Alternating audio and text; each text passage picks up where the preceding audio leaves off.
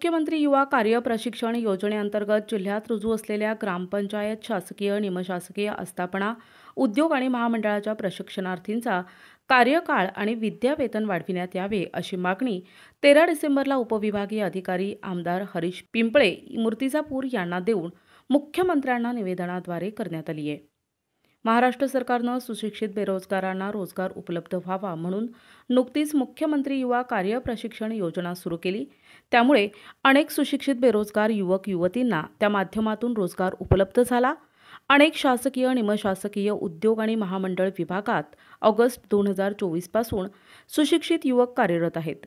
ग्रामीण, ग्रामपंचायत तथा शहरी भागात प्रशिक्षणार्थी म्हणून चिकाटीनं काम करून आपल्या कार्यप्रणालीचा ठसा उमटविला। मात्र सरकारनं प्रशिक्षणाचा कालावधी केवळ 6 महिन्यांचा ठेवला असून त्याची मुदत फेब्रुवारी आणि मार्च 2025 मध्ये पूर्ण होत आहे। त्यामुळे यापुढे आम्ही करावे तरी काय असा प्रश्न निर्माण झालाय। परिणामी पुन्हा बेरोजगार होण्याची वेळ आम्हावर ओढविणार आहे।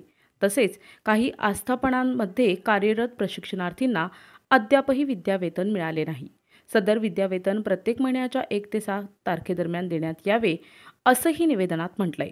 यावेळी स्वप्नील गणेशपुरे, निखिल उघडे, आशिष मोहोड, उज्ज्वल वानखेडे, मयूर नवले, अमर जामनिक, प्रतीक तायडे, सुमेध भगत, अंकिता वाघपांजर, गौरव राऊत, वैभव डोंगरे तसेच मोठ्या प्रमाणात मुख्यमंत्री युवा कार्य प्रशिक्षणचे कर्मचारी उपस्थित होते।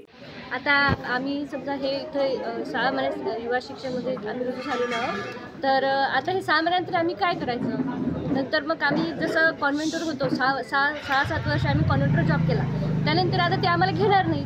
तर याच्या पुढे मग आम्ही हे जर कालावधी संपला मग याच्या पुढे आम्ही काय करायचं? घरी बसायचं काय करायचं? तर मग याच्यासाठी आम्ही आम्ही सगळ्यांनी एक नियम लागू केला की आम्हाला पुढं कार्यकाल वाढवून द्या आणि आमच्यासाठी काही ना काही करा। मुख्यमंत्री कार्य प्रशिक्षण योजनेच्या अंतर्गत आम्ही सर्व प्रशिक्षणार्थी प्रत्येक जिल्हा परिषद शाळेमध्ये रुजू झालेलो आहोत। हा कालावधी 6 महिन्याचा असताना आम्हाला भविष्यात आम्हाला रोजगार मिळेल का नाही या आशेवरती आम्ही निवेदन घेऊन आमदार साहेबांकडे आलेलो आहोत आणि आमची एवढी रास्त मागणी आहे की आम्हा सर्व प्रशिक्षणार्थींना दिलेली मुदत ही वाढवून देण्यात यावी आणि आमच्या दिलेल्या वेतनामध्ये मानधनामध्ये वाढ करण्यात यावी, एवढीच आमची सर्वांची रास्त मागणी आहे। प्रतिनिधी सुमित सोनोने, NTV न्यूज मराठी, मूर्तिजापूर, अकोला।